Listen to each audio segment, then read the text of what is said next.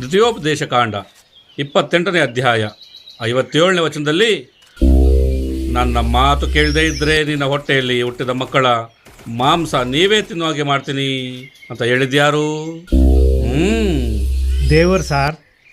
ದೇವರಲ್ಲ, ಆ ಬೈಬಲ್ ದೇವರು.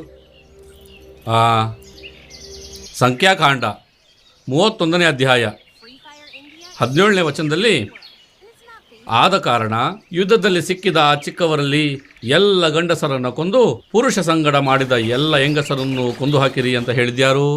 ದೇವರೇ ಸಾರ್. ದೇವರಲ್ಲ, ಆ ಬೈಬಲ್ ದೇವರು. 2ನೇ ಸ್ಯಾಮ್ಯುಯಲ್ 12ನೇ ಅಧ್ಯಾಯದಲ್ಲಿ ದಾವೀದು ಪಕ್ಕದವನ ಹೆಂಡತಿಯ ಜೊತೆ ಅಕ್ರಮ ಸಂಬಂಧ ಇಟ್ಟುಕೊಂಡಾಗ ದಾವೀದನ ಹೆಂಡತಿಯೊಂದಿಗೆ ವ್ಯಭಿಚಾರ ಮಾಡಿಸಿದ್ದು ಯಾರು? ಬೈಬಲ್ ದೇವರು ಸಾರ್. ಈಗ ಹೇಳು ಪೇತರು.